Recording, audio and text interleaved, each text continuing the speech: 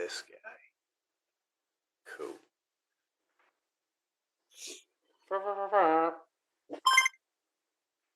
Yep, it's working. Good. Didn't disconnect. That's awesome. All right, everything seems to be in order. I think it's time to do a Shed Time podcast. I got some empty tray, which means I need to grind some buds. Good time to start a Shed Time podcast. So, ladies and gentlemen, you're listening to the Shed Time podcast.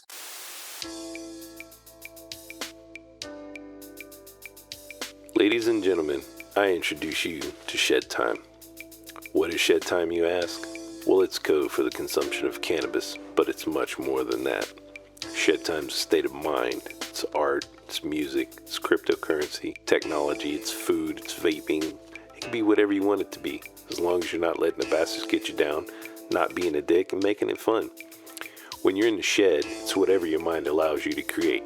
So now let's get to the Shed Time podcast.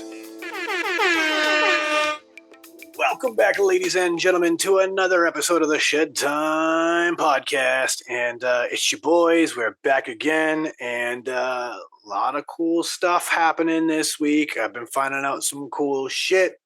For one, CES happened this week, the time that we are recording this. Obviously, it'll have been a few weeks past by the time people hear it. Either way, Lenovo just announced a very groundbreaking laptop. It cost you a pretty penny at $3,500. However, dropping in the next few months, Q1 of 2025, they're releasing a laptop with a rollable, extendable screen. So, open your laptop like a normal laptop, decide I need some more vertical viewing space, and you can actually raise your laptop screen and increase your vertical viewing space. And apparently the screen itself, using a lot of this foldable technology, is literally wound around a spindle inside and is just rolled up like a window shade. Oh, okay. Yeah, like the one you would like almost pull and then like a garage door. Yeah. So you press a button and your whole screen just starts raising and unfurling from the bottom, just giving you more viewable space. I mean, look, that's super cool. But guess what else is like pretty cool? The fact that you can probably just HDMI your shit to a TV and you can have a 75-inch TV, but it's not on the go. Exactly. So I will say that. But dude, for $3,500, that's not for me, but I'm glad that they're innovating and trying new shit for other people. Okay. Well, that's the thing, right? Like, all right, that's crazy to spend that for that. It's not going to be practical for everybody, sure. From a business perspective, there's a lot of situations that would be clutch. Web devs, clutch. Coders, clutch. Like, there's some people who could really benefit from this. Also, in the laptop world, Asus just announced their newest laptop, which is rivaling the MacBook Air for thinnest, lightest laptops on the market. This one's way more affordable, powered by the Qualcomm Snapdragon, which has been proving itself to be a very, very high functioning chip. 3 different models, so you can get up to a 16-core chip if you want the highest model. This thing's pretty badass for such a small guy. That is going to have, I think, a lot more applications for the average user. I mean, with that chip, you could feasibly do most video gaming and be fine on a laptop. You might not be able to run highest settings, full 4K and all that. But I am almost certain from the little bits I've been learning about it, you'll be able to play, most of your favorite games at 1080p with full 60 frames per second, no trouble. With the 16 core, mind you. If you're, I mean, if you're that'd be using, cool. Like that'd be like for the modern day like LAN party vibes. Like you just have all your homies come over and they're all playing on like gaming laptops type shit. And if you had like some super lightweight one, that'd be probably good. I know that like for me, I always was like I would get laptops that were like 12 inches tops because I just didn't like the big. I didn't like how bulky they were when they got bigger. But I also wasn't super like, oh, give me the thinnest fucking one. I want it to be like a pound because I'm like hard on shit, boys. Like I'd probably break it, and it'd be all my own fault. And that's why I know that stuff like that's not for me. But I think that this fucking dope though. Yeah, that shit definitely wouldn't have been able to hang back in the original Shed Time days with me, bro. Because that laptop took a couple spills. And it wasn't massive. It just wasn't. It's pretty big though. Oh, is it? Yeah, it's a beefy one, dude. How many inch screen is it? I don't Like a know 14 off or a top. 15? I have no idea. Let me take this dab first. I think that's Well, any yeah, portable cool. electronic durability is going to always be a factor, right? Like electronic device, especially something like a computer. You've got fans and all this stuff that's running inside. Like durability is always going to be a factor for people. And if you're harder on that shit, definitely probably not the move. Like here seeing that thing, I see great use case applications for me, like photography on the go. That'd be clutch. Have that thing in my bag, my camera in my bag, able to just dump a chip and then keep running. Clutch. But again, that's my use case. Not going to be for everybody. I think it's genius that there's a lot of innovation happening right now, especially things like, like I said, the roll-up screen, the managing to pack that much power inside such a small PC. You got to figure like Apple's had the monopoly on shit that small for a long time. If you wanted a PC that was, on that small lightweight size, you were basically getting a Surface. You know what I mean? One of these tablets that kind of is a computer. And then on top of that, everyone's talking about Steam OS being announced. Steve's about to drop an operating system to rival Windows, and it's way less resource intensive on your computer than Windows. That'd be interesting. And that's for iOS? No, said? Steam OS. I thought you said Steve. No, Like, Steam. That was the guy that started Apple, right? One of the guys? Steve Jobs, yeah. The dead guy? Yeah. Because Woz is still alive. Yes. Yeah. Because that's the other guy, Steve Wozniak. Yeah, they're both Steves. Yeah. But no, Steam, as in the video game company. Yeah. They're about to drop Steam OS finally.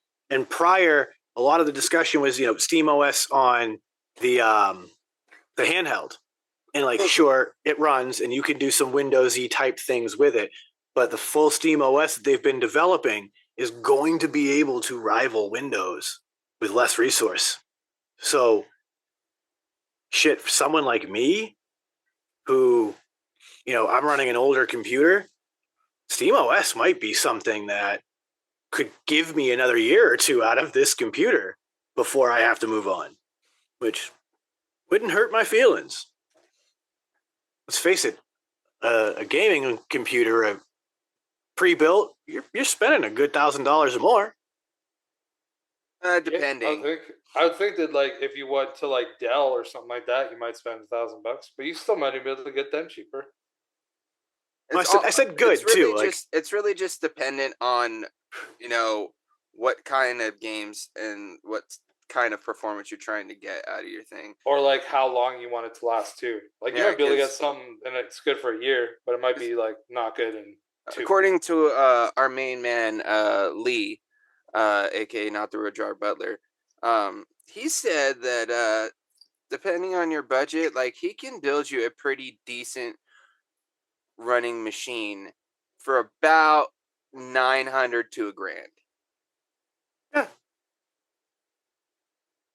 Yeah, about $1,000 to get something good. Yeah, about $1,000. Like that's That's what it's going to take. Like, It's like mine. I bought mine new at the time, but of course, I didn't have the best parts in it, and I paid $14 for mine. you also, didn't you build that at like that weird period where there was like heavy inflation on a lot of these computer parts too, during though? COVID. Yeah. So like graphics cards were impossible to get your hands on at a decent price. Any electronics really were at that point. Like the Remember how graphics hard card it market was? was nuts, though. Remember how hard it was to get a Logitech C920 fucking Dude. Yeah, webcam? or a Yeti, bro. Yeah. Yeah. Good microphones and good webcams were like impossible to find then. Dude, and if you found them, they were way more. Like, we had all that shit before. But I remember for the same camera that I have, it was going to cost like 3 years later or 2 years later. I don't know. I got it in like 2018 or 2019. It was like fucking 3 times as much money. Yeah, dude. The fucking microphone, it was 2 times as much money as I paid. I'll say this as one upside. That whole situation forced Canon to push out a driver that made it so that we didn't need additional software anymore to use a DSLR camera as an actual webcam. Like, I have the ability to do that. I still use the secondary software because A, I already paid for it well before Canon ever put that shit out. But B, because I get a little more control with my camera. Like, if I want to make changes on my camera right now, I can go into the software and change it. If I was using the Canon thing, I'd have to physically get up and change the settings on the camera itself. And that's not practical right now, you know?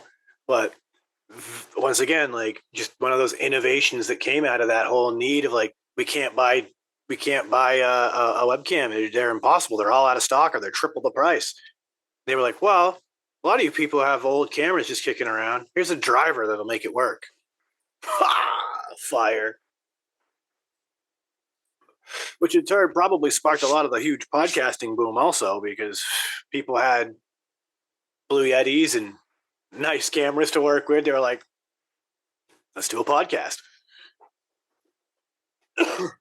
That wasn't our reasoning, but that's, we were podcasting before it was cool. Sorry, I don't know about that. Yeah, I don't know about that. The I'm hipster sure it was already pretty cool by the time we got into it. Well, let's face it. Podcasting's been around since the 90s, at least. Like, I remember late 90s, people putting out podcasts, but it wasn't what it is now. You definitely didn't have major platforms like Spotify that, carried actual podcasts. As many, like, really famous people that were, like, doing them, launching them, utilizing No, 100%. You're right. Like, even like 10 years ago, was there like even like big podcasts 10 years ago? That's like 4 or 5 years before we started. Yeah. Yes. Because like Rogan and all those, like Rogan started his in like 2009 or some shit, dude. Okay. Alex Jones and InfoWars was around for at least a dozen years. And then like, because Rogan got the idea to do his from fucking going and hanging out at Tom Green's house and doing the Tom Green Show, which was pretty much a podcast that he hosted on his website. And who knows how many years that was before Joe ended up doing his thing. And then like, who else has been doing it for fucking ever? Why can't I remember his name? Another comedian, I think. They call him the Podfather. So many people, like in the early days, it was literally just like a couple of Star Trek nerds. You know what I mean? That would get together and just record a podcast about a Star Trek episode they love. And just putting it out on the internet on some Star Trek forum for other Star Trek nerds to listen to. And, that whole thing, each different subject matter genre of podcast kind of happens. And now podcasting is this big trend that is super cool that people love. And, HAWK TUAH GIRL even tried it. We saw how that turned out, but that's another story. Yeah, it didn't turn out too well. What do you think Chris, as somebody who follows crypto, what do you think? Did she really know what she was doing? Did she really plan a pump and dump, or do you think she was I just don't a think pawn? honestly, I don't think she had any. This is just my opinion, real quick, Chris, before you hop in here, because I don't really have that much knowledge. But I do know this. From what I understand, is that some dudes, some crypto bros, fucking decided, hey, you know what? Let's fucking ride this fucking wave of the popularity of the HAWK TUAH girl. We're gonna create this fucking meme coin. And then I guess, of course, reach out to her and get her involved to, help promote and that sort of thing. But as far as like anything, as far as like the decisions behind whatever happened with it, I don't necessarily know how much she's involved in that aspect. Like you're saying, Sean, like I think she was just kind of like, hey, we can make a lot of money if you, promote this coin, and we'll call it the HAWK TUAH coin or whatever. And she's like, oh, you know what? Fuck yeah, let's do it. Not really thinking about big aspects. Because, dude, think about this. Before she became fucking the popular fucking craze that she is, she worked at a spring factory, bro. You know what I mean? Like, I don't know how much like business knowledge she may have prior to this, to like, you know what I mean? So I don't really know how much she has to do with the actual like pulling of the strings behind the scenes, but it is a bad look regardless. Sorry, Chris. Go ahead. So what I think that it is, like, it's pretty similar to what James thinks, but I think that she was trying to like do some crypto stuff. Like she was just like out there doing whatever. It's probably like, this is another way that I can remain relevant. And there's like no shade at her, but like it's like another way for her to remain relevant and like being involved in like crypto. And like she probably does have people now that are like in her ears and like trying to like, be a manager to her, whatever.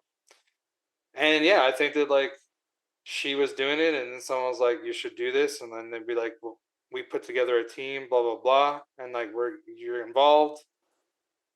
And then I think that she probably got fucked too. Like she might have ended Yeah. up getting paid to some degree, but like She's ending up obviously getting she got fucked by the fucked. backlash.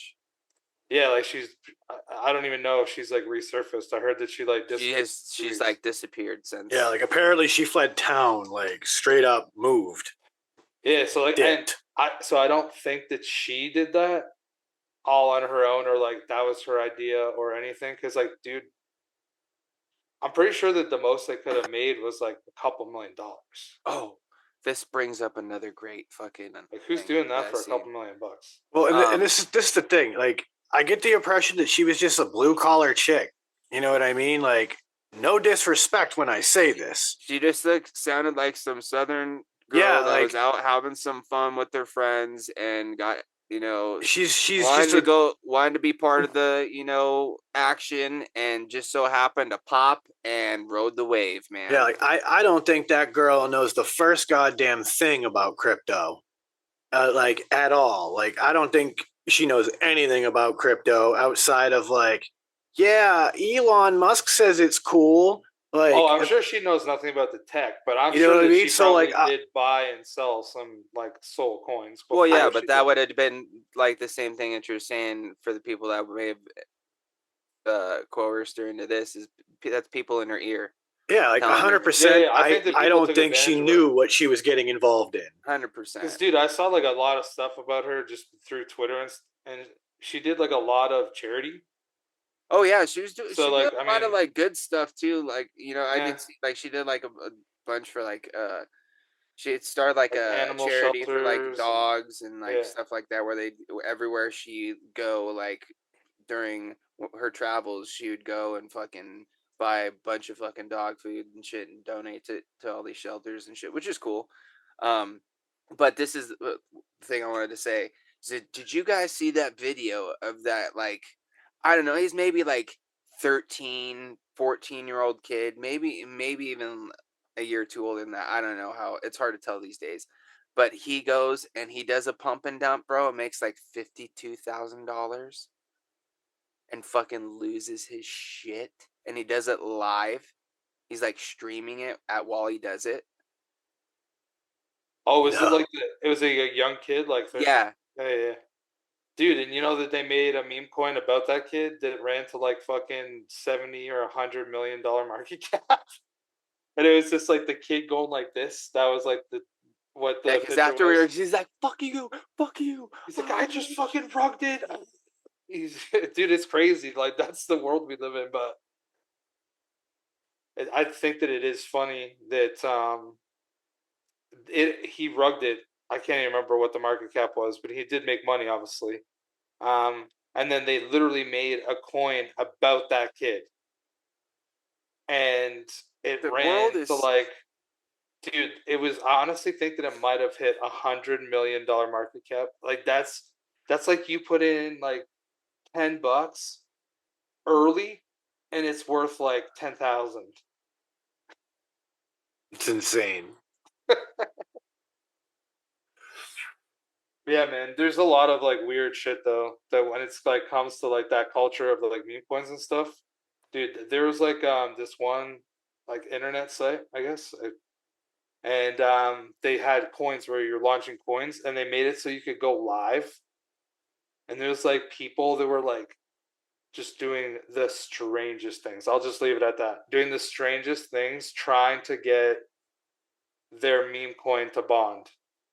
Like that just means that it's like open on the market.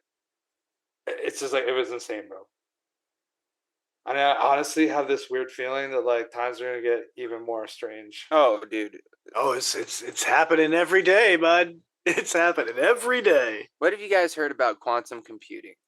I've been hearing quite a bit lately because I read the news every day. Dude, you want to know how crazy this shit is, Chris? Sure, because I know nothing about it. It's just like as like a frame of reference for what the difference between like a quantum computer and a supercomputer is like you would need, I don't know, every supercomputer in the fucking world, and it would take like 10 a crazy long amount of time for them to solve like this specific equation, but this quantum computer can do it in 5 minutes and it only takes one. Oh, okay. So like the computing power is just insane. Insane. And what their theory is behind this, Chris, is these quantum computers are tapping into the multiverse, bro. And what they're doing is they're searching every possibility and every answer at the same time.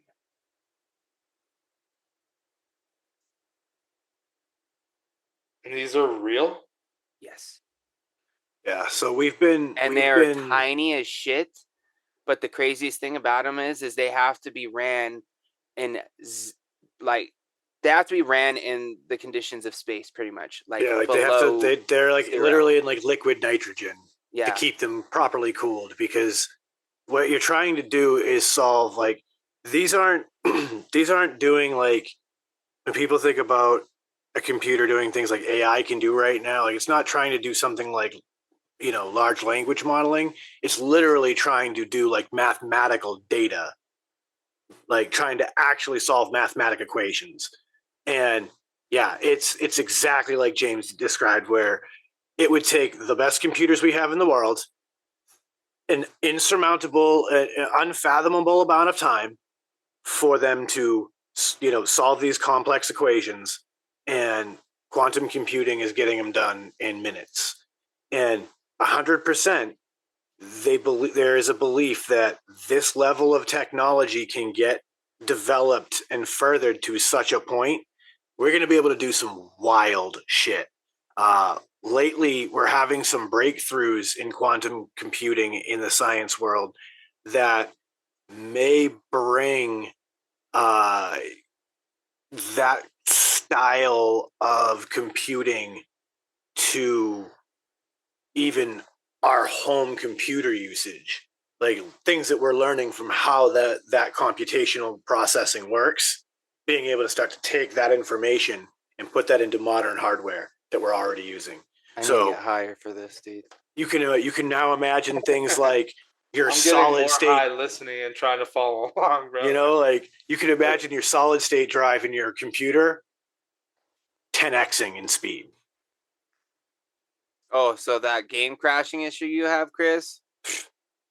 Yeah. But okay, so Like, like I'm that's the convinced idea. though. I'm convinced that it is servers because no, but dude, this afternoon when there's like probably nobody on. Oh, clarification, people, that we're talking about Black Ops 6 servers Yeah. crashing on Chris practically 3 or 4 times a day, daily, Oh, minimum. if not more. Yeah, it could be 3 or 4 in like a 4-game session. Me just like getting in the game, then getting crashed, and then like getting back in with like 20 kills left, and then crashing, starting the game late. Like it's just Oh yes, sorry. I like totally lost it, but I'm back. I'm back. So today it was like maybe I don't know. It was like off hours for sure, and I played like 6 games in a row. Nothing. It worked perfect. So now I'm curious, like if we play later, which I'm going to try to play later, if it crashes a lot because there's a lot more It people maybe on the just servers. because it might be peak hours in your zone or whatever. Dude, what? I don't know if you could do it anymore, but like I wonder if you could be able to play with a VPN so you could play on a different server. I don't know if that's considered cheating or not. I don't know why it would. Well, maybe I don't know. I mean, the only thing it would be doing is going around geofencing. Wouldn't that like really slow, like and like add up my ping pretty high? Trying to run through a VPN, or does that not change any of that shit? I have no, honestly, I don't know. I really don't even know necessarily exactly what a VPN really does. I would think yes, Chris, because the idea is that it's going to route you through another server somewhere else in the world in order to make it look like your computer's coming from there to the destination website you're going to. So I would think yes, it would slow your connection speed a little bit, because I know it does when you use a VPN and you're just using the internet in general. Like if I want to go onto Netflix and say I'm in the UK and through my VPN so I can see what UK Netflix offers, I get a much slower response on my computer because I'm bouncing a signal to the UK, back to Netflix, back to my computer. Oh yeah. You know what I mean? So like it's going through extra steps. It is going to slow things down. And in a situation where lag will literally get you killed. Oh yeah. Could be a thing. Dude, that's one thing that's kind of been like irritating about playing this game lately, Sean. I know you really don't care too much, you don't play, but I just can't play. well, that's that too. The hardware I have will not support it. Nah, I don't think it will. No. But dude, like it's so bad, dude, to where like sometimes, bro, it's almost hard. It's just hard to play, bro, because like I know I'm getting shots, and I know I should be getting kills, and I'm just getting fucking robbed left and right. And I don't know if it's because my fucking ping is high, or maybe I don't know what it is, but dude, like I'm watching my crosshair literally be right on a dude's fucking head and shot. Like I was literally playing the other day, and T-Bolt, shout out to T-Bolt, and Discord was watching, and he's like, dude, he's like, what's going on, bro? He's like, you should have had like 3 or 4 of those. I was like, that's what I thought. But for some reason, I'm getting outgunned every time, and it makes no sense. I mean, that happens to me too. And then there's like other games where it feels like I'm just playing the same way I always do, and I just rip things apart. Exactly. That's what trips me up, bros. Because there's So- sometimes I'm just eating, and then there's sometimes I'm not. That answers a question I was just having, because at first my brain went, newer version? Did they change any bro, game trust me. physics? Trust me, But bro. no, like if you literally can see I'd be night and day grinding. differences between its I'm performance. top of the leaderboard as far as points per game. And it's like ping. I think ping does make a difference. Like, 100% it does. and it's really hard to play it. So especially if we're playing, like if it's James and Will and Ryan and I, and like even add in more people, and we're kind of like all in different locations. Everybody's pings are a little bit different. Like Jake's in the Midwest, like he'll play. Like there's just, I can't imagine that it's easy for the games to say, I'm gonna find a good lobby for this group of pings and these people. So yeah, to give you some insight on the effects of ping and your gaming, according to Google's AI overview, for optimal gaming performance, the preferred ping is generally considered to be below 50 milliseconds, with the ideal range for competitive gaming falling between 20 milliseconds and 30 milliseconds. Anything under 100 milliseconds is usually acceptable for casual play, but higher pings can lead to noticeable lag in fast-paced games like first-person shooters. Yeah, so definitely Call of Duty. Yeah, if you're running around 100 ping, like you're definitely playing with some I don't know how chops. you're enjoying it. Yeah, you better be Yeah. playing with some real chops that like shoot you a bunch of times before they ever kill you, and then they stop shooting you to let you kill them. Yeah, so like that, to put that into perspective, like I can get a very clean ping if I'm playing Unreal Tournament online. Bro. You know what I Speaking mean? of which, Sean, do you have Prime? Do I have Prime? Amazon? No, I don't. Because there's a show on Prime, dude.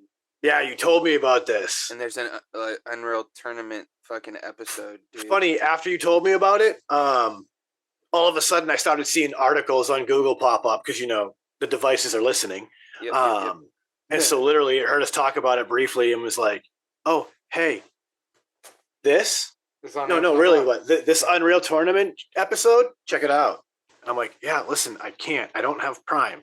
So one of the few streaming platforms we don't pay for. Dude. I just pay for Prime because I order shit off Amazon all the time. But I know, Sean, fuck Amazon. I know. You know, again, we've talked about it before. Like, it's just, I got to choose my evils. And, you know, for me, I see Walmart as just a shred less evil. And I'm not saying they're not evil. Walmart's fucking evil. I just think they're a shred less. Not only that, but there's something to be said about the have it right now, like go into a store and get it. And that is a big thing for me. Walmart for me it's literally, you've been to my house, Chris. It's literally around the corner. Yes. You know, like it is beyond convenient when it's right next door. It takes me, without traffic, maybe 5 minutes to get from my house to there. Like, it is strictly about the convenience. And then price, because it's cheaper than a lot of everything. Part of what makes them evil. Yes. You know, they've run out a lot of great businesses because nobody could compete. 100%. They literally try to get the people of the community to subsidize their workers by trying to not pay them living wages and then coaching them to get benefits rather than just pay them a living wage. They're fucking evil. At the end of the day, though, no Walmart employee has to piss in a bottle because they can't stop. It's happened in countless stories of Amazon workers. Damn near, bro, when I worked at a fucking warehouse, dude.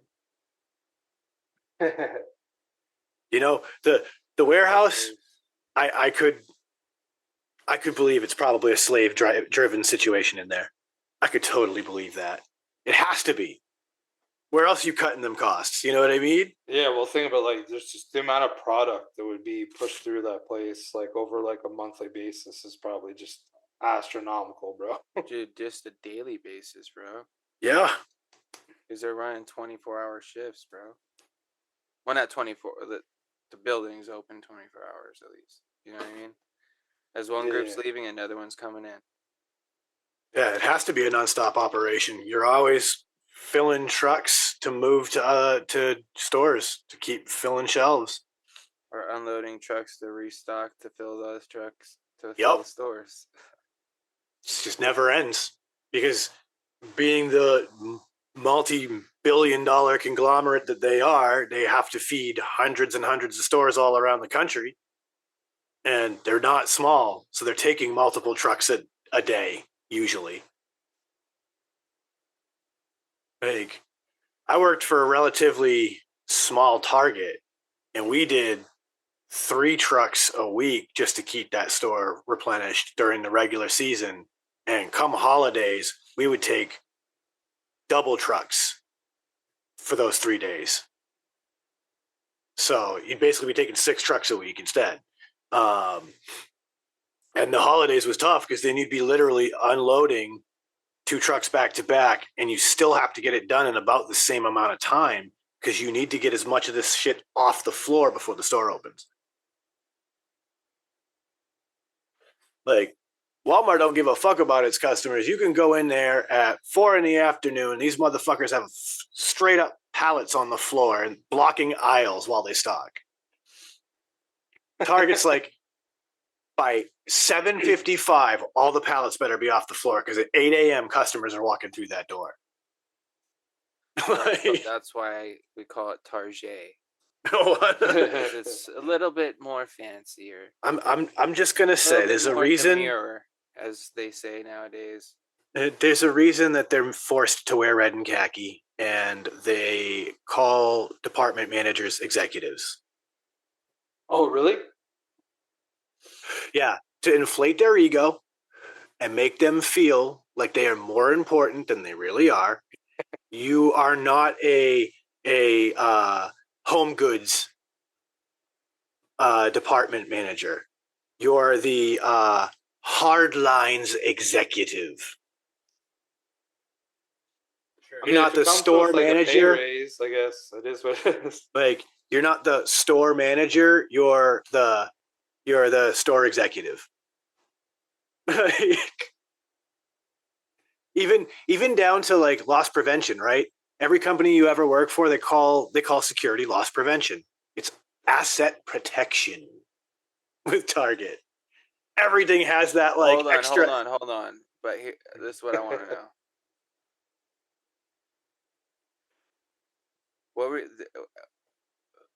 Who's the popcorn executive?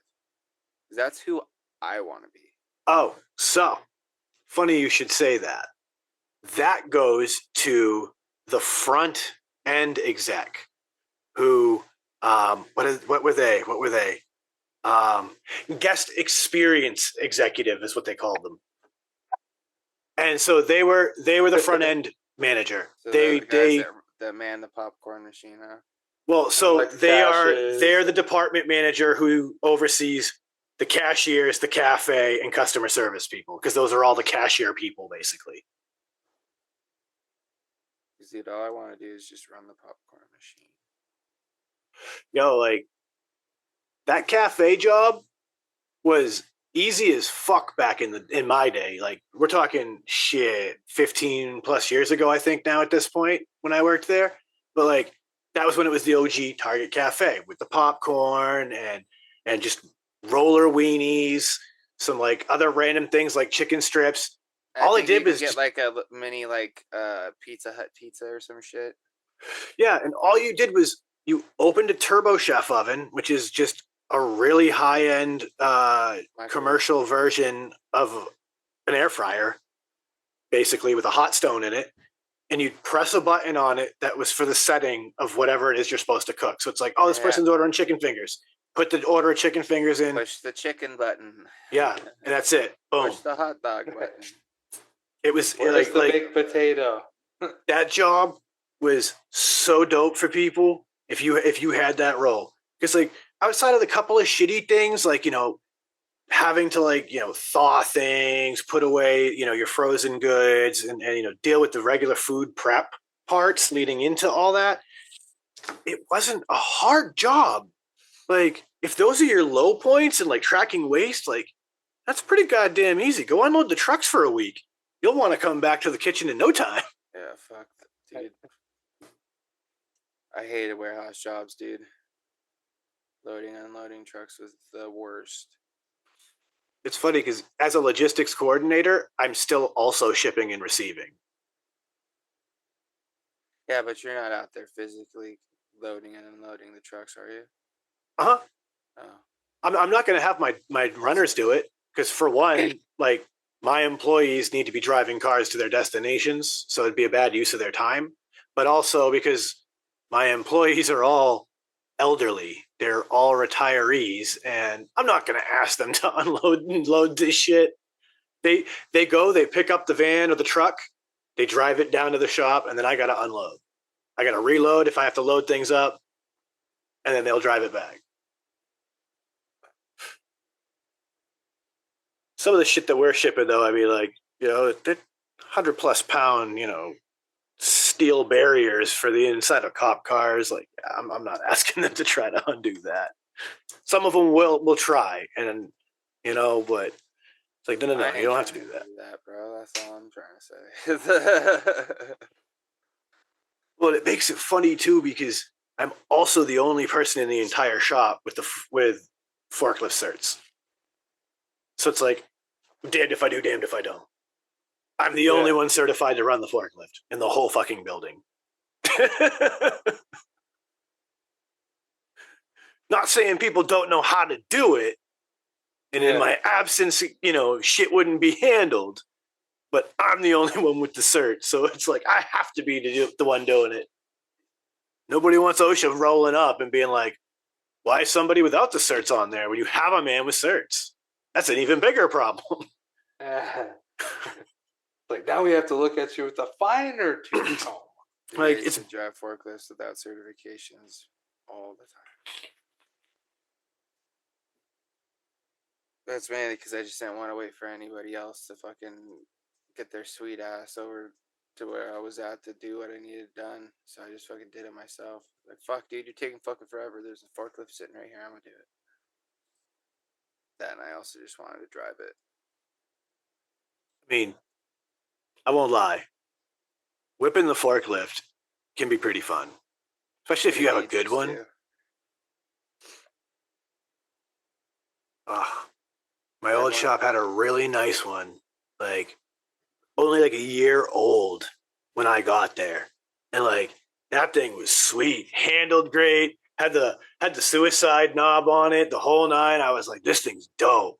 I get to this new shop, we got this beat ass like mid-90s Nissan. It's like it putters and sputters and stalls. It's like this poor thing. I actually got into a forklift accident one time. Wasn't my fault, of course. Rarely is. Let's be real. Dude was just fucking. He was coming from like somewhere in the back of the warehouse, and he had his headphones on. So obviously, when you're driving a forklift in reverse, it goes beep, beep, beep, so people can hear that you're coming. Because I was driving in reverse after dumping a fucking big metal dumpster full of fucking wood scraps. So I was coming down this aisle and rolling backwards, looking where I'm going. Then all of a sudden, like, I look to my side, and I just see homeboy just fucking ripping, dude. And because like they're blind aisles, so like he's supposed to come to a stop and honk before he fucking comes ripping down the end of it. And dude, he just fucking came ripping, dude. And I was like, oh fuck! So I slammed on my brakes and just fucking held on, dude. And he fucking just boom, fucking damn near knocked me off the fucking forklift. Fucked the whole mast and everything up on the other one. It was all bad, dude. Oh man, that's just scary, especially when you're carrying loads. And I think he was trying to like put like a blame on me a little bit or something. But luckily there were some witnesses. So I was like, bro, what the fuck? Where the fuck did you come from, dude? He's like, you didn't hear me? What?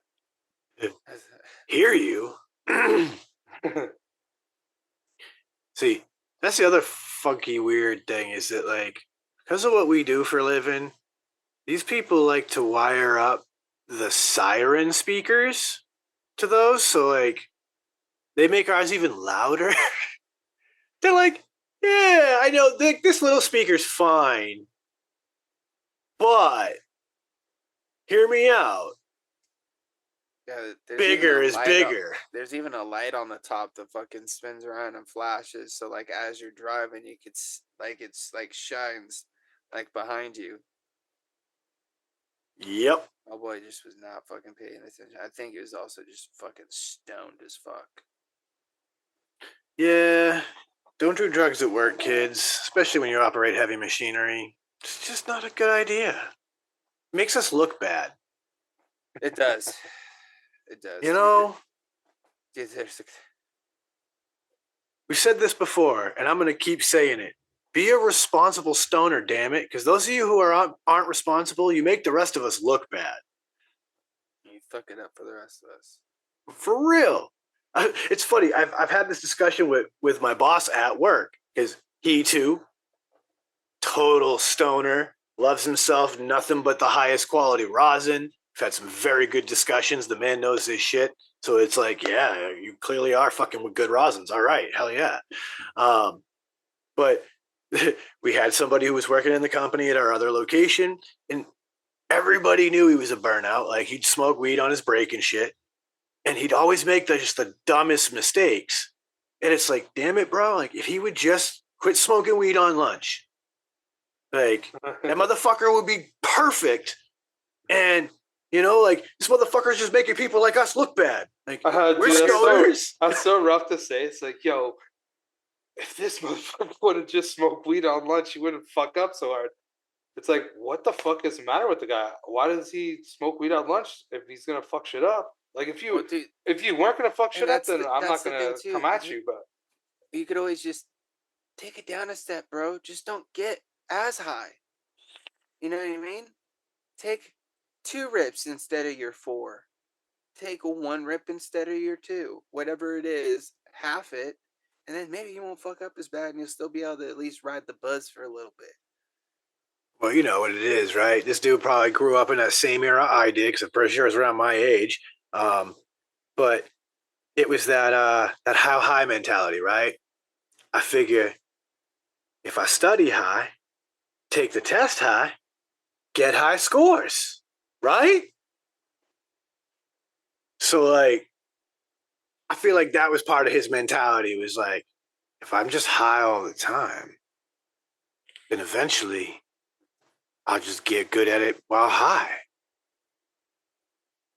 oh, I mean, true. That's like kind of my life. There is some truth to that, though. But, You know? So, like, I feel like that was his approach. Now, all of this being said, we learned later on down the road that this gentleman had other reasons, perhaps, that was also his mentality. And there's a reason why he's no longer with us in our employment. Okay, thank you for saying that. Like, you're Yeah. like, there's a reason damn, he's dude, no this longer took with a us. dark turn, bro. Yeah. Trust me, it takes a dark turn, sir. Turns out this motherfucker was selling fentanyl and got caught up and was finally charged and is now doing time for in that case, hard drug distribution. that's a good thing. Dang. Okay.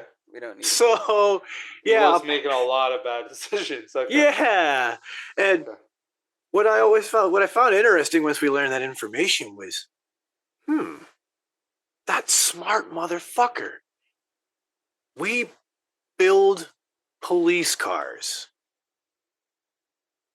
He now, from working in this industry, got a really intimate knowledge of the ins and outs of police cars. And also, who would suspect that the guy that works in an industry like this is up to that level of criminal enterprises? Oh, hey, dude, there's dirty cops, bro. Oh, 100%. So it could happen Yeah, anyway. dirty people with the badge. But at the end of the day, right, like, clever as shit. He's got a very intimate knowledge about some things for when he ends up in the backseat of a cop car now. He knows some things that the majority of people on the streets do not know, because he's seen how the sausage gets made. He knows the secrets. He knows the truths. So, like, he's learned some shit. He's clever. That's kind of scary. Man. this gets to why background checks aren't enough. Like, Well, I mean, I guess. Is there background checks at that place of employment? not in mine. But an interesting story along that lines of weird employment stories, we learned that background checks aren't always enough because when working in the cannabis industry, you have to pass a background check. So theoretically, you go through this Corey check, they check your criminal history and your background and everything, and as long as it comes back clear, you're able to be employed. Well, we learned an interesting thing. It turns out that background checks like that only turn up convictions. If you have an open case on you, there's been no conviction yet, it's not going to show up on a background check like that. So the way we learned that was, dispensary's got a full team of people. And this one particular employee, in the midst of some conversation, mentions that, they don't like social media. They don't have any, blah, blah. And one individual goes, I bet you that's a lie. I bet you he just doesn't want any of the, the other employees to find him. So she starts doing some Google foo on the guy's name just to see. I like how you said she. Of course, it's a woman. Yeah. Doing some deep dive. No, I'm just kidding. That's a joke. That's a joke. Shout out to the homie for this one. I'm sorry. But she starts Googling homie's name just to see, does he really not have any social media? And she starts turning up some news articles with his name in them. And she's like, this can't be. Click. And there's his mugshot. Oh, no. Oh, no is right. He doesn't have social media because he was a social media user posing as a child to entice children on the internet. Oh. And this is all the same dude? No. We're in a whole other job. This is cannabis. This is in the cannabis industry. Oh, okay. Where you actually need a background check. Chris. Stay with us, dog. Yeah. Sorry, bro. I was just zoning out, hearing Sean talk. I'm I didn't hear who he said did this. What the fuck? Yeah. No. Obviously, I'm reserving names. I'm not throwing people on blast. No. So that's why it's hard to keep track. But yeah, no. This was when I worked in cannabis, and this was an individual that we worked with, who we later find out that the reason they did not have social media was part of their conditions of bail was to stay off of social media because of what they were currently accused of. Damn, homie. Yeah. So background checks aren't even always enough because there were no convictions yet in that case. He was going through his trial at the time. And as a result, it didn't turn anything up on a background check. He was able to get a job with us. And yeah, it turns out that he was quite a scumbag. Surprise! That manager you thought was cool as fuck? There's a reason. He's a dirtbag. That's why he gave that weird vibe.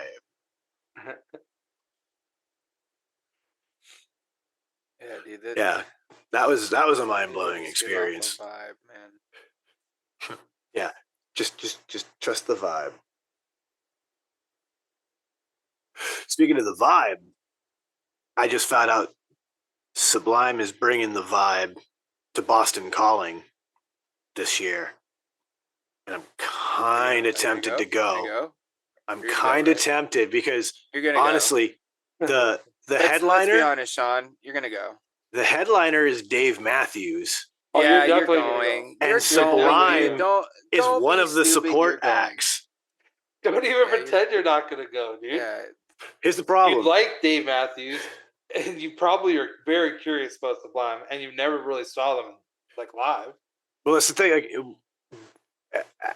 As we know now, as they're selling it as Sublime, we have Bradley's son. Yeah. So like, I It's really sublime. definitely, It's sublime. It's like I've seen the footage. I Mhm. definitely wouldn't mind seeing that in person. Dude, My gripe is my uneasiness with the whole Boston Calling situation. what is Um, that? I don't know what that is. for this all goes back to my hatred for Live Nation and Ticketmaster and all of that, and the way that all works, the monopoly that they run on the entertainment industry as a whole, and the ability to catch live music as a consumer. And what happened was when Boston Calling started as a smaller festival, obviously, but independently run, it was something a little different than it is now. And I really had a deep found respect for what it initially started as, which was this idea of these local bands getting to play with big artists for the first time. And it turned into something, obviously way bigger. And that's what made it so successful. And I'm not going to dog it for that. It hurt when they sold it to Live Nation. Because I'm like, man, these are the people who are going to just corporatize the shit out of this cool thing that you're doing. And it's what happened. As a result, it affords the festival to get these acts. So, like, I can't dog it for what it is. It just hurts my soul. You know what I'm saying? Every time I have to buy tickets through Ticketmaster, it hurts my soul. I get it, man, but fuck that shit, dude. You're going to that show. Come on. Just Honestly, Dude, it it'd be depends. fucking dope. I'm like, It depends because those tickets are stupid expensive. Even the one day I think is in the hundreds. Let's find out. We gotta know now. I brought it I up. would go. but when you have that kind of a lineup, like just having Sublime and Dave Matthews, to me, I'm like, yo, let them get paid. When would you ever see that lineup? So, yeah, like on Friday, May 31st, 31st, no, 23rd. I can't read. Holy crap. Text is too small for me. You got Luke Combs, Megan Maroney, Sheryl Crow, T-Pain, TLC, Mike, the Sacred Souls, Max McKnone, Will Dorado, Infinity Song, Kyle Dion, BB Stockwell, and I'm going to stop there because I'm pretty sure there's all more people that none of us have ever heard. I've heard of quite a few of those. Night 2, you've got Fall Out Boy, Avril Lavigne, Cage the Elephant, The Black Crows, All Time Low, James Bay, The Maine, Lucius, Valley, Monrovia, Ambo, Sophia Israela, a bunch more like smaller independent artists. Then the last night, Dave Matthews, Vampire Weekend, Sublime, Public Enemy, Remy Wolf, Goth Babe, Tom Morello, the 502s, the Spin Doctors. I don't know how they found me. Mo Loda and the Humble, Sam Austin's, and again we start to get into more of these like smaller, more obscure artists. Public Enemy, bro. Face, man. When you said Public Enemy after he already had heard. He's like, yeah, and Public Enemy. All right, so if you want 3-day general admission, it starts at $355. Who said you had to go to 3 day? You can't go 1 day? Well, we're getting there. If you want to go for general admission plus, starts at $545. You want to get 3-day VIP, $920. If you want to go, this is what hurts my soul, is the fact you can go this crazy the way they do things now. 3-day platinum tickets starts at $2,899 a ticket. Yeah, go figure. What? And people will buy it. People will buy it all day. People will buy that for sure. But as you know, that's got all the extras. Like backstage. How do people have that kind of Exactly. money though? I don't understand that. Dude, there's people that just save and like they'll spend on stuff like that because that's what interests them because they don't have a lot of other hobbies. Even if you do save, like how do you fucking credit card debt must be a mug. So yeah, now if you want to go for just 2 days, general admission, looking at $340 for a starting point. And then we get into the 1 days. If you want 1 day general admission, so lowest starting point for a ticket is $174 Shit. For 1 day. for 1 day, just for It is general like admission. a full day though, so Yeah, and you get a couple, Not and I think bad. you have a couple stages going, so that way you can kind of Yeah. bounce back and so forth. it's kind of a festival vibe, which isn't too. I don't. Okay, that's not bad. Yeah, it's a full on 3-day festival. Yeah, that's not bad. For 1 day, Your still that's your not 1 bad. day, if you get general admission plus, will be $315 for a starting That's point. a jump.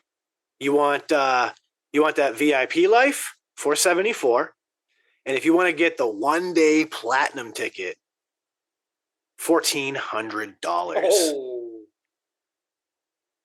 Might as well fucking save the extra 14 and fucking get 3. So like, this is my That's thing, so right? stupid, man. Who's I look at these prices and I go, I can just wait until all of these bands come around on their own time, and for the ticket the amount price of club show? for one show, I can go see Dave Matthews at a huge venue with whatever support act he brings along, if he does. I can go see Sublime again for about that same ticket price, and then I could probably take one more act, all for the price of my one admission to this festival. how much was your ticket to Dave Matthews? $50 a head. Oh, they're only $50. Okay.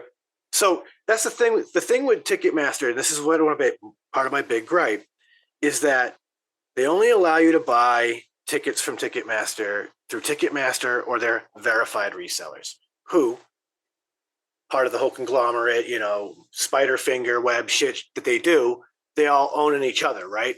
So what happens is if you don't get in on it, like the minute these tickets go live, those verified resellers get all of their cuts out. And now the only place 3-4 days later, if you didn't jump on it that second they went live, are those resellers. Now you're already, in some cases, for some of these events, crazy price ticket suddenly triples because it's on this reseller site. And it's the only place you're allowed to buy the tickets. And now you're competing with all these resellers to get your 3 to 4 time inflated ticket. Perfect example, a $20 entry, general admission, was running $150 fucking dollars on those resellers just 3 weeks after the tickets went on sale. Yeah, For a man. small So- local band, like, the club didn't sell out because it wasn't a $20 ticket anymore. These resellers bought them all up.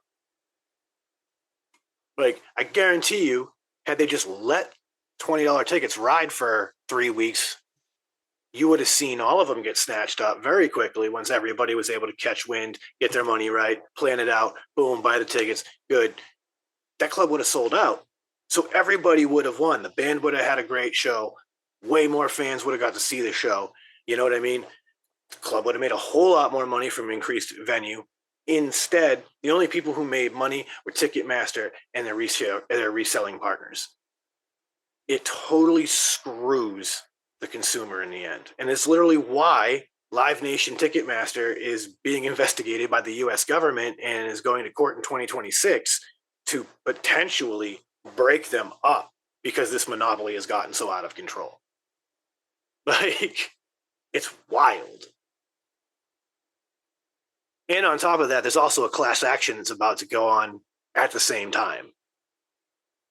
So if you've ever been scammed by this whole situation with the way Ticketmaster runs their ticket pricing, you could be potentially able to get your $3.50 from a class action lawsuit.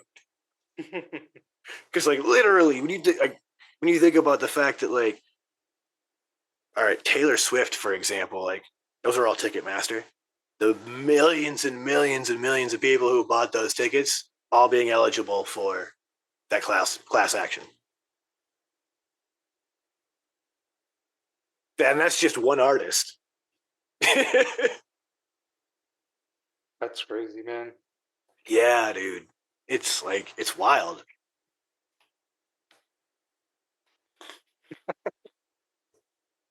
Yeah, it killed me. Like, I really do hope that they do break them up because, like, literally, Chris? Do you remember that clip, that scene in The Simpsons where Smithers makes a comment to Burns about buying Ticketmaster, and he said something about, and you said nobody would pay an 800% up service fee or whatever.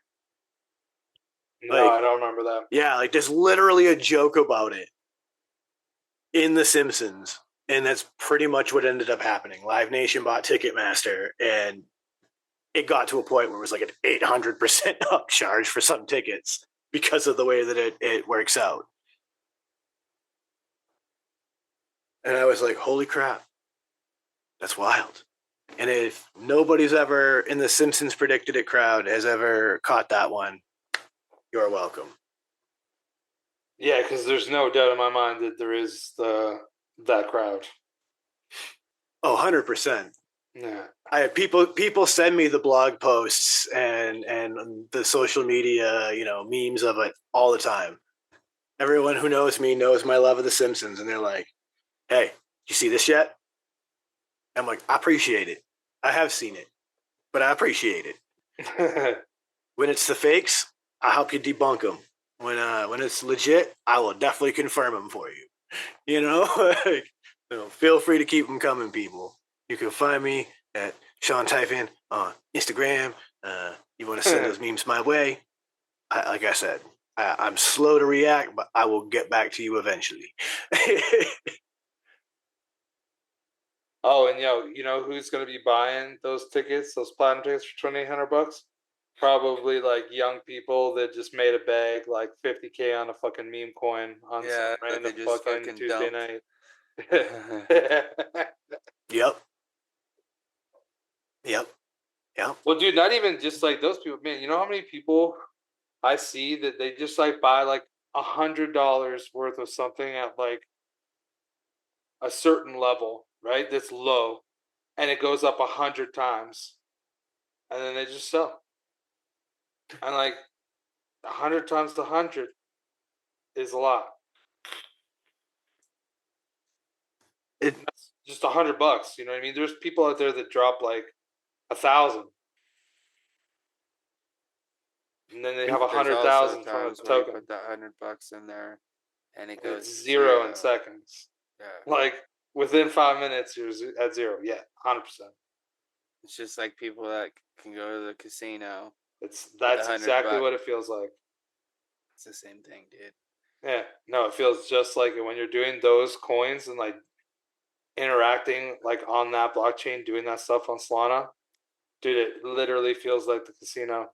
But the only thing is that some people have advantages that you don't have, which is not necessarily the way the casino works. Well, the fuckers house has coin counting. No, dude, they'll know and they'll be pumping it up, and like they'll be like influencers will be like making moves and making posts about it, and just like bring lots of volume, and then they just like run it up and just sell.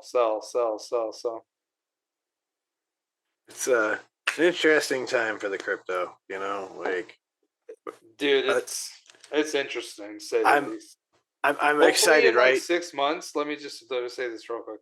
Hopefully, in 6 months, I have a lot of really cool stories to share with like the Shedheads. That's what my hope is. I'm saying, like, I'm excited to see what the coming days have for crypto, because there's a lot of things that are making the community flutter with excitement already. And by the time people hear this episode, we're probably talking, I think, 3 weeks maybe from the time we're recording. Oh, okay. So this right now, there's a chance because 3 weeks from now, when they hear it, like Trump will be in office. But I've heard a lot of people talking about how like leading up to Trump being in office, that the markets are going to start to rip. And then there's people that are like 50-50 that Trump's going to like fan those flames. And shit could really go, but maybe that's just me being incredibly optimistic. And who knows what's going to happen? I just know that, like, I've kept my eye. I keep my eye on the Coinbase app. I pop in every couple of days and see, how things have been shaping up on the few people I'm following, right? And there's a lot of positive energy happening right now. And if we continue this momentum and this trend, I'm excited to hear some cool stories from Chris in 6 to 8 months. You know what I mean? Like, Oh, trust me, I'm really hoping that I get to tell some awesome stories. That'd be fantastic. I'm rooting for you 110%. Like, I want to see it.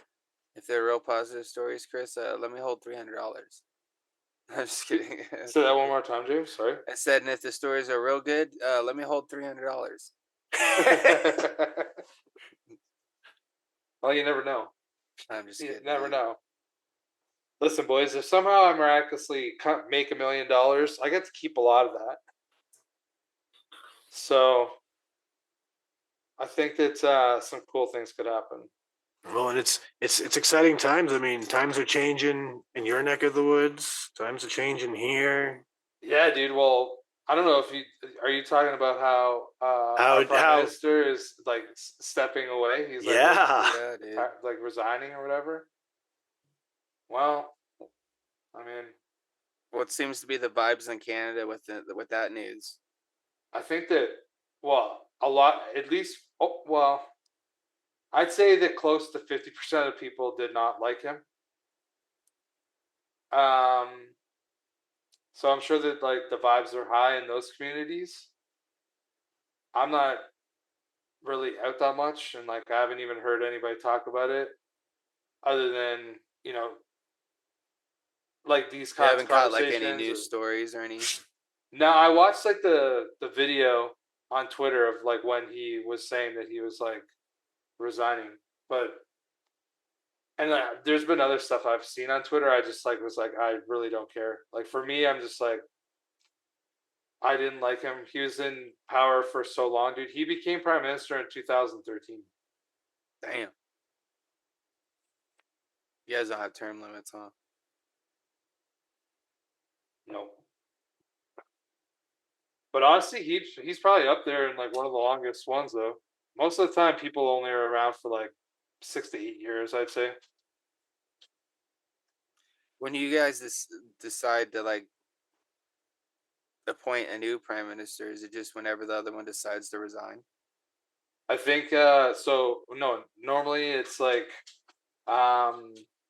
there's still elections. Like so you have an election like every so many years or whatever. Yeah, but it seems to like so you guys it's like seems to be strict, and like ours sometimes gets like called early, and like there'll be like certain times that like there'll be an advantage for a party to call a vote because they feel that they have the power at that moment, and like they can force a vote early. Like there's honestly, I'm not the perfect person. I like have heard them speak. I've like read stuff about them, and like I'm like fringe level involved in politics. I understand most of it, but obviously like I don't know every in and out. Yeah, it's just because I just genuinely don't know how that works. Yeah, there's a lot of similarities, but then there are some differences. So like with the whole like leader of the country, it's like there's definitely more differences. Some of the other stuff is not too far off.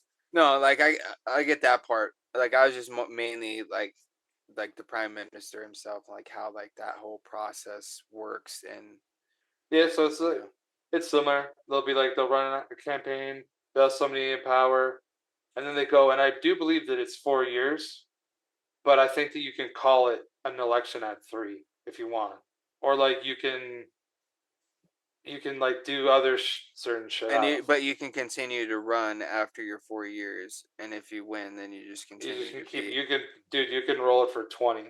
Yeah, well, obviously, fucking Trudeau damn near went.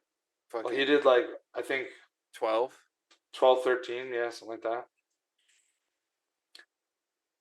There must be somebody in the history of Canada that like was around longer than that. Who knows? Not me. No. Oh, side note though, Sean, you want to hear some exciting news that happened over the weekend that like is like made my like week, and I have been enjoying it every day since. I got my double barrel V2 working again, bro. Whoa. Yeah, it's a blast from the past. See one of these, dude. And you got that one in particular. Yeah, dude. The sick fucking logo on it. With that squid on it. Yeah. But dude, I couldn't remember exactly what was going on with this thing when I stopped using it. I just knew that like I stopped using it for some reason because apparently what was going on is it wasn't reading atomizers like the 510. So I thought like the fucking 510 was fucked up on it or some shit. And one day we were just sitting here and T-Bolt has a couple of these and he has had a similar situation where like uh so a couple of his have burnt out or like stopped working for some reason, and he was saying something about he got one of his working or whatever. I'm like, oh shit, that's sick. And then it fucking inspired me just to pull mine off the shelf and just start fucking with it. So I put batteries in it and it turned on and I got super fucking excited and I was like, oh shit, dude, this thing fucking works. I thought for some reason like batteries weren't reading it or some shit like that. And then I screw an Addy on it and it doesn't read, so I get fucking bummed instantly. Fuck, dude. I was so excited. So I take the Addy off, grab a Q-tip, clean out the 510 a little bit, and then I grab my tweezers and I just fucking go like this on the 510 and just push it up and down a bunch. I was like, maybe Loosen it's it just up. stuck or something. So I just fucking did that a few times, screwed an Addy down back on it, clicked the button. All of a sudden, I seen the resistance pop up. I was like, no way. And then I fucking went and just took a rip, bro, and breathed life back into me, bro. I was just so pumped after that, dude. But the only bummer about it is Ryan got super stoked because he has one of these that was kind of doing a similar thing. So like he was all pumped up and he was at Will's house, and eventually he ends up going home and grabbing his and starts messing with his, and then it just wasn't. He did happening, not bro. get a Like similar result. yeah, he was having like a bunch of different issues that I was having. And It was like new heartbreak all dude, over. seeing like the excitement on his face when he first sat down with it to how he ended it after like fucking with it, bro. It went from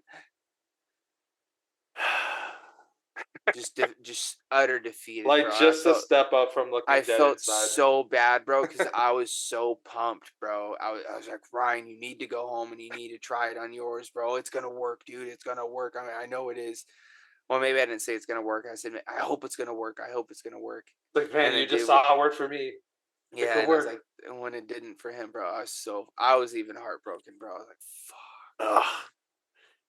That's always a bummer when you got cool shit you think you're gonna be able to resurrect and it just doesn't work out. Dude, I've been vaping on this thing ever since, dude. I can't stop. Can't stop, won't stop. It's one of my favorite mods, dude. And I forgot how much I loved it until I started using it again. Just the way it fits in the hand. It just feels so good. I like the fucking clicky it's like a fidget spinner for the adjustment on the wattage. You just can sit there and just kind of click it when you're bored. Just got to make sure you look down at it before you rip it. Spin it up to 115. Yeah. Just be like, you can lock it though, so you can. I think it's four clicks. 1, 2, 3, 4, locked. So yeah, now I can fidget spin it, and it's not going to change my wattage. And it's got a nice clicky button. Speaking of fidget shit and vaping, I was looking through some of my old vape gear because I was looking for an Addy to play with, something I hadn't used in a little while. And as I was looking through all of that, I actually came across a fidget spinner from a vape company. Do you guys remember the Steam Factory? I don't. So their one big popular liquid that stands out in my head was they did a champagne and strawberry. Oh, okay. That was really, really good. I can't remember much else from their lineup, but that one still to this day stands out as being like the big one. Everyone I knew that liked their products really enjoyed the most. But yeah, this was one of the promotional items that they were giving away. It's a 3D printed fidget spinner with just some, heavy bearings. And this is like from back when I first started vaping. So, we're talking probably 2016 to 2018, somewhere in there that they were making these, like well before they were really blowing up with the kids. It's crazy. Here's one still to this day. I mean, it's a pretty solid bearing in there. It's still spinning clean as a champ. But man, I forgot how nice these things were, because sometimes you do just need something to like just do it with your hands. Like, I won't lie, I got random little shit I will fidget with when we're doing like green rooms in this show. I've got like little rocks and shit on the desk. Sometimes I'll just mess around with a drip tip that's just sitting here to fidget, keep my hand busy. It's that saying, idle hands are for the devil. Yeah, is that idle hands lead to the devil's play or something like that? Or Idle hands, or the idle devil's hands are plaything. for the devil's. Something of that variety.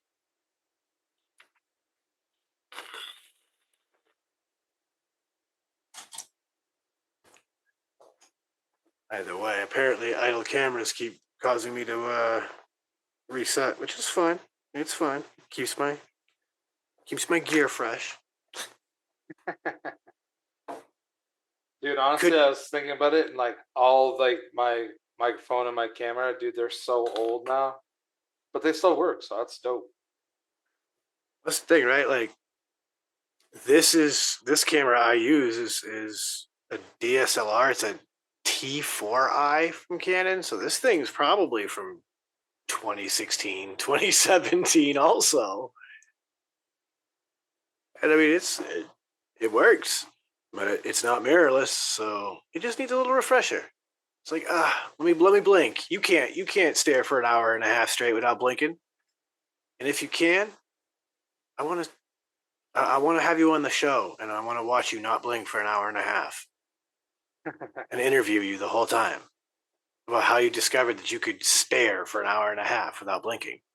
Because that's a weird thing to learn about yourself, and I want to learn about you.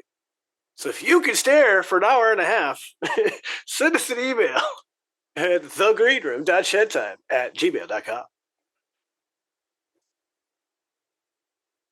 And if you get that email, James, you'll probably not remember this part of the show and be like, why is this person telling me that they can stare for an hour and a half without blinking? Oh, dude. I'm so ripped right now, bro. I was like staring off into space. Well, let's That double up on the dabbage got me. gonna say, well, let's close our evening with, naturally, what did you choose to get you so zooted? It was some White Walker live rosin. Or live resin. No, live resin. And it Turning you into a zombie, so yeah, appropriately named. Definitely got me schwacked, dude. You know what I mean? What was your choice this evening? What have you been fucking with, Chris? It is. Oh man, I can't remember. Fuck. It's probably the same one that I was rocking last week, to be honest. Might not be. Sour OG cheese. Really? Yeah, dude. It smells super good too. I like it. Yeah, how are you enjoying the high? It's nice, dude. It's nice. Like, my room's obviously not very like well lit, but I don't think that I had last week. There's still a lot here. Very nice looking nugs. Yeah, no, it tastes good too. And then I got another GMO cookies when I was at the dispensary. So it's on deck. Yeah, I pulled an audible today, and because I told myself this week I was only going to do flour, but I was like, it's the podcast, and I just want to rip a couple dabs. But dude, I had so much flour, Sean. When I added it all up, I think I had like, what was it? Do you remember, Chris? Like 26 grams of flour, and like 22 of it is like unopened or some shit, or 21 of it's unopened. So it's a good got selection. Like a nice stock, and they're all different strains, different crosses, different vibes. See, I've been finishing off some cookie hash plant that I scooped up this week. That has been outstanding. And honestly, this is the crazy shit. This is one of the things I love about this company. They have really refined their process. They really know what the fuck they're doing, to the point that they're able to offer some high quality weed at one of the lowest prices I've seen in my state. And it's to the point I'm almost certain there are consumers who are probably looking at that weed going, at that price, there's no way it's this good, because Local Roots at my local dispensary sells for $25 an eighth. That's not bad. That is a fantastic price for Massachusetts eighths. And especially when you're talking about a strain like this cookie hash plant that wound up coming in with a total THCA of 30.2. Like, Dude, no it's not laughing bad. matter.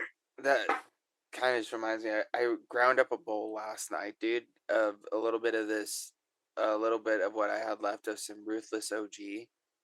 And dude, when I checked my my keef catcher afterwards, bro, Yeah, did I when you show it showed to that, you, was Chris? crazy. Yeah, that was crazy. Dude, That blew the my amount mind. of keef that came off this small amount of bud, bro, was like, it was almost half the amount of the bud that I ground turned into keef.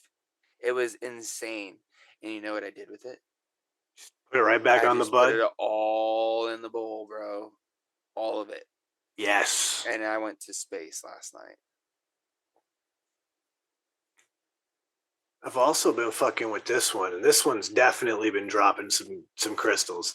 This is called Taunton Cookie, and it's to represent the city that they operate out of, Taunton, Massachusetts. But this one comes with a total TAC of 36.4, with your THCA at 30.7. So quite a lot of other cannabinoids are hitting high, and a total of 2.04% terps. So hefty terps in this one too. And I'm picking away at the big bud because these guys, they have such a good relationship going with my dispensary that I go to, that they pick like some of the like better packages. So this is what's left of the big bud that I got in it, that was mostly just the eighth. That looks dense. Yeah. Damn, dude. And I mean, it was past where the stem is, so you can already see that, like, it was a good sized nug. Like, it was a chonker, and it is super, super dense. But yeah, it drops keef like snowfall. And this shit, perfect for that night. Like, I will finish the last little bit of what I got of this hash plant probably right now as we're coming to the end of the show. And then before I go to bed, I'll grind up a little bit of that Taunton. I'll be asleep in 20 minutes from that point.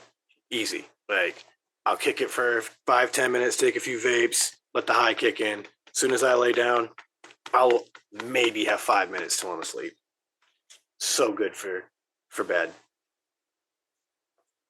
And I'm sleeping through the whole night with it, which, double win. Yeah, dude, I need to get back on a better sleeping schedule, bro.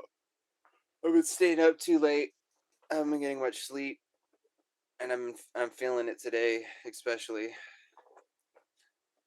The amount of ripped I am right now is not helping either, because, dude, I am sleepy.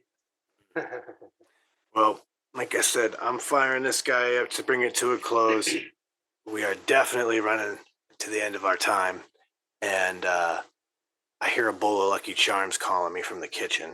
Dude, I just had some Captain Crunch, bro.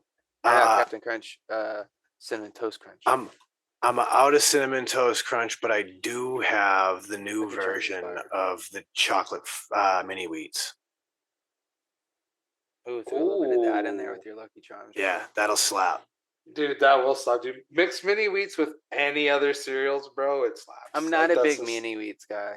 Love mini wheats, dude. They have like blueberry and strawberry ones now that say limited time, but they've been out for like a year. So like, I'm pretty sure that they're just making them and keep on trying to advertise it as limited time. I don't know, but they're fucking super good. The maple brown sugar ones they dropped were fire. Yeah. Oh, they have those now. I have a box upstairs. I have a box of all of them upstairs. These chocolate ones, I don't have those actually. These slap because they just put like a thin layer of like a chocolate in between.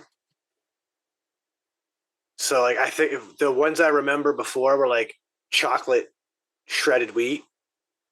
This is just like a thin layer of chocolate in the shredded wheat. It's a good compliment. And who doesn't like a little chocolate with their Lucky Charms? Why not? Chocolate Lucky Charms slaps if you haven't tried that. I put yeah, Lucky Charms I in might- anything really. Lucky Charms do kind of just they're good mixing cereal. They're just good by themselves too, to be honest. Yeah, no, I mean, you guys know me though. Like I always mix cereal. Yeah. I like almost never eat a straight. But there are times where bowl. I crave just a bowl of just straight Lucky Charms. If you want an interesting way to get yourself just the Lucky Charm marshmallows, I do believe you can order them. Just a Dude, bag if of I could marshmallows. do that and then just put them in Honey Nut Cheerios, bro. Oh, okay. Because, dude, that's one of my favorite mixes also is just I'll throw some Honey Nut Cheerios in with my Lucky Charms just so I get the Honey Nut milk action with the Lucky Charms. Fire. I mean, that does sound. Honey Nut Cheerios and Cinnamon Toast Crunch is also one of my favorite mixes. Cinnamon Toast Crunch dropped a cinnamon graham crunch, gentlemen. Oh damn. Yummy if I see good. that, I might Dude, try to buy them. until Post brings back Waffle Crisp, bro, I'm not buying It's it. already back. It's been around. I know, but I can't find it in my area. Until they all bring right. it back to fucking California. I might have to help you with that. What's Posty's going to be in a box of cereal? Probably not that much. You just order off Amazon. It might end up costing you like $6 for a box of cost. Dude, even if $3.50. you have to take it out of the box and out of the bag and put it in a Ziploc so it fits in a priority box. Or you Fact. just take the air out and get that like chip clip that Yeah, will actually Yo, keep it I have tight. a vacuum sealer. Just Oh, take dang. that shit and vacuum seal it in a vacuum seal bag so it's just Dude. airtight and flat. Because I'm just gonna take it out and put it into like one of those cereal containers, anyways. Damn. Fuck yeah, dude, Waffle Crisp. Yeah, so all right, so they're not actually Lucky Charms branded. Nope, Because I don't want them. These ones look like these are different, but you do get Lucky Charms marshmallows, which is not what I'm immediately looking for. But this is a thing. So like you could get regular marshmallows that are the Lucky Charms, which that's not what we're looking for. No. So yeah, all right. Since I don't think you can actually order, They did a box at one point. To say That was just marshmallows. Since you can't seem to get them now, here's a workaround for everybody that I found. I have actually bought these. So this comes with a packet of actual Lucky Charms marshmallows and a packet of Swiss Miss. So you could just take your packet of marshmallows and do whatever you damn please with it. It's not mixed in the hot cocoa mix. And yes, I totally have wasted one like that. It's a great idea.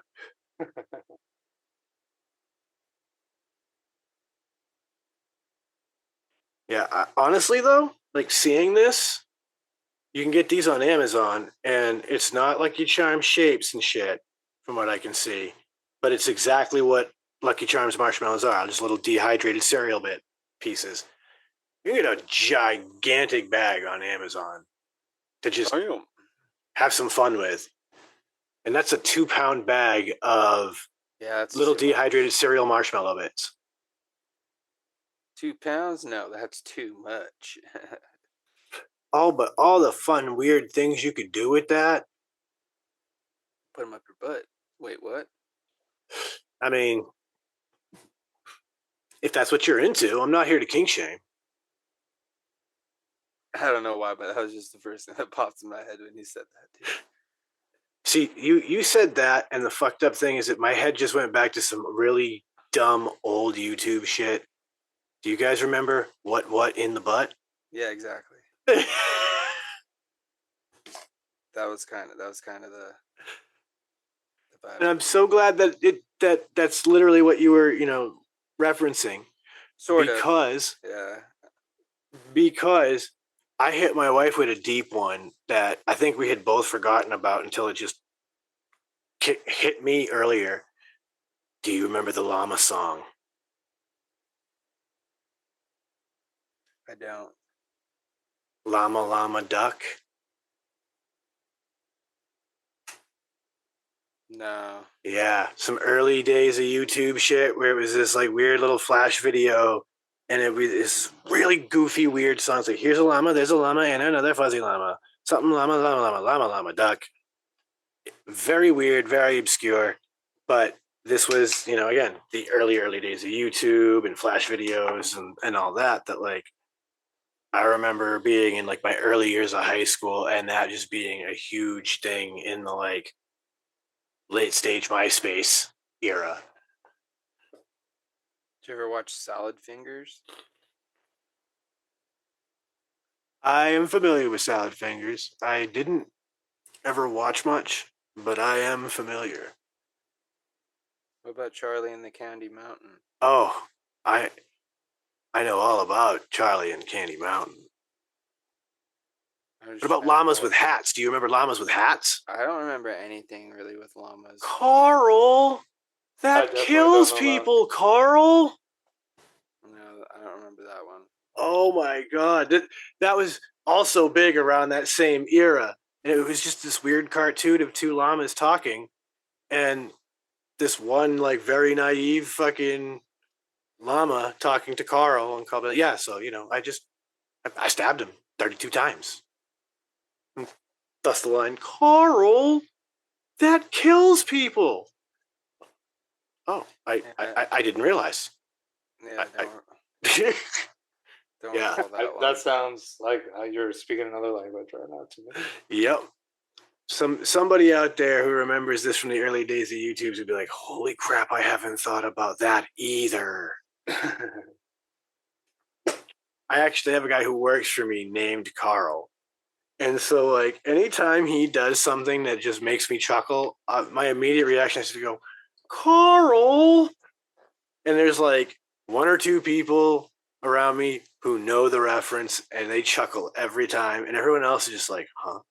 Like you guys are. So I'm not surprised. Let's face it, we know what kind of friends group I ran with. It's no surprise that that video is something they found along with like salad fingers and all of that. Fair. No surprise at all. We were the frog in a blender generation. Oh, the hours kids I grew up with spent playing the frog in a blender game when flash games were still a thing. I feel like they're still available. They're dead.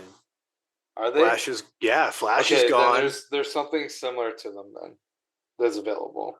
Yeah, like we could do a lot of that same stuff with HTML5 now. But that's the thing, is that like the Flash games thing was just a certain era of the internet that like when Flash was no longer a thing, like we lost most of that weird media that was ever made on that platform. Like all sorts of those weird games, all of it. Like you guys there ever was played some... Line Rider? What was it? Line Rider. Why do I remember that? There's one where you draw lines on a screen, and there's this little like stick figure guy with Yes. a little red scarf on a sled, and you draw like tracks, dude.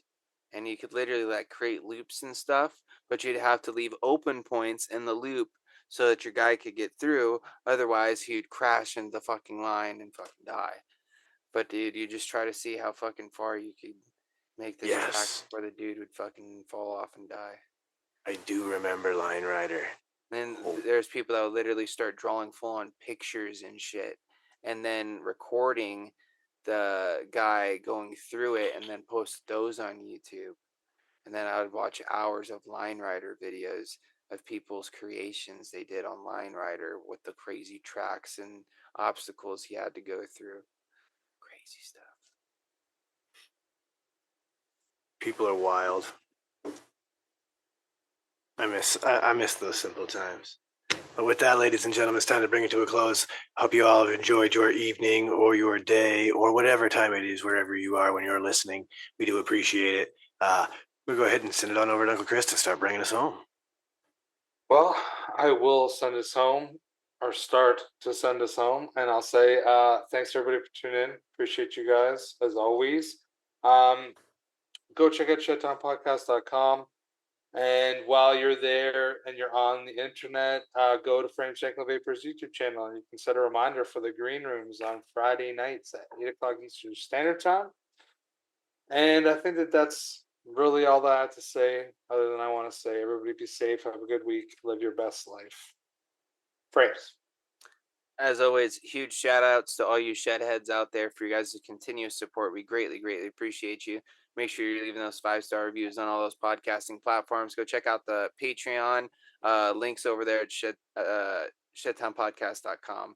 Links for everything's over there. Other than that, we'll catch you guys next week. So I'm going to end it as I always do, sending out all those positive vibes. Crisp high fives. Don't forget to tell somebody you love them, and a little dab or bag will do ya. Absolutely, ladies and gentlemen. So once again, Shed Time Podcast has links to everything: the merch store, the Patreon, the Frames Jangling YouTube channel, and so much more. So check it out. Other than that, you know what I'm going to tell you. Don't let the bastards get you down. Be cool. Don't be a dick. And whatever it is that you do, try and have some fun, because it's the Shed Time Podcast, and it's time to blow on up and blow on out.